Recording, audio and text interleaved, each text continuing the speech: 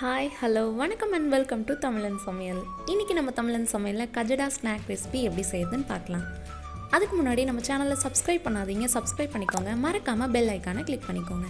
இப்போ வாங்க வீடியோக்குள்ளே போகலாம். கஜடா வந்து நம்ம இன்றைக்கி கோதுமை மாவில் தான் செய்ய போகிறோம். 1 கப் கோதுமை மாவுக்கு 1/2 கப் சர்க்கரை எடுத்துக்கணும். சர்க்கரை கூடவே 2 ஏலக்காய் சேர்த்து நல்லா பொடி பண்ணிவிட்டு அது கூடவே ஒரு முட்டை உடைச்சி ஊற்றி அரைச்சிட்டு வந்துடலாம். சர்க்கரை பொடி பண்ணதுக்கப்புறம் தான் முட்டை உடைச்சி ஊற்றி அரைக்கணும், இல்லைனா சர்க்கரை வந்து நல்லா நைஸாக அரையாது.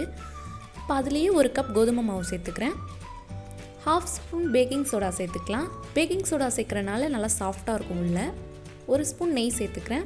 நெய் இல்லைன்னா சமையல் எண்ணெய் கூட சேர்க்கலாம். 1 ஸ்பூன் ரவை சேர்த்துக்கலாம். 1 ஸ்பூன் அரிசி மாவு.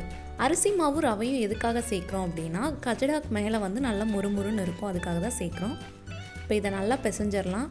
சப்பாத்தி மாவு பதத்துக்கு நல்லா பிசைஞ்சிடணும்.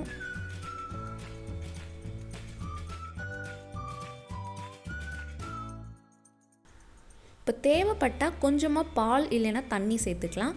நான் பால் சேர்த்து லைட்டாக பிசைஞ்சுக்கிறேன். பால் அதிகமாக ஆயிடுச்சு, கையில் வந்து மாவு பிசு பிசுன்னு ஒட்டுற மாதிரி இருந்ததுன்னா கொஞ்சமாக ஒரு 2 ஸ்பூன் வந்து கோதுமை மாவு சேர்த்துக்கலாம். மாவு பிசைஞ்சிட்டு இப்படி அழுத்தி பார்த்திங்கன்னா கையிலையும் ஒட்டாமல் வரணும், இப்படி சாஃப்டாகவும் இருக்கணும். அப்போ தான் கரெக்டான பதம். இப்போ இதை ஒரு மூடி வச்சு 20 நிமிஷம் நல்லா ஊற விட்டுடலாம். 20 நிமிஷத்துக்கு அப்புறமா கையில் லைட்டாக எண்ணெய் தடவிட்டு அந்த மாவுலேருந்து கொஞ்சமாக எடுத்து உருண்டை பண்ணிக்கலாம். நான் சின்ன சைஸ் உருண்டை தான் பண்ண போகிறேன். உங்களுக்கு பெருசாக வேணும் அப்படின்னா உருண்டை கொஞ்சம் பெருசாக எடுத்துக்கலாம், ஆனால் வேகிறதுக்கு ரொம்ப நேரம் ஆகும்.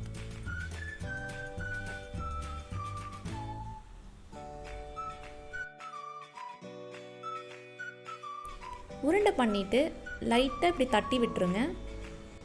தட்டிட்டு கத்தியால் இந்த மாதிரி கோடு போட்டுடலாம். இப்படி கோடு போடுறதுனால உள்ளே வந்து சீக்கிரமாக வெந்துடும். எண்ணெயில் போடுறதுக்கு முன்னாடி எண்ணெய் வந்து மிதமான சூட்டில் இருக்கணும், அடுப்பு லோ ஃப்ளேமில் இருக்கணும். லோ ஃப்ளேமில் வச்சு தான் ஃபுல்லாக வேக விடணும். அப்போ தான் உள்ளேயும் நல்லா வெந்திருக்கும், வெளியவும் வெந்து வரும்.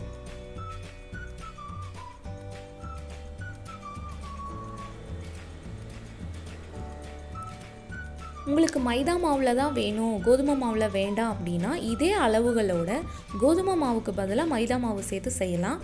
ஆனால் மைதாவை விட கோதுமை வந்து உடம்புக்கு ரொம்ப சத்து. முடிஞ்ச வரைக்கும் கோதுமை மாவுலேயே செய்ய ட்ரை பண்ணுங்கள்.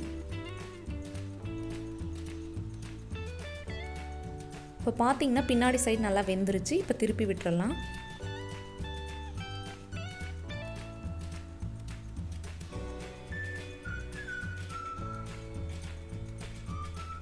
ரெண்டு சைடும் ஒரே மாதிரி கலர் வந்தோடனே நல்லா வெந்ததும் பபிள்ஸ் வந்து குறைஞ்சதும் நம்ம எடுத்துடலாம்.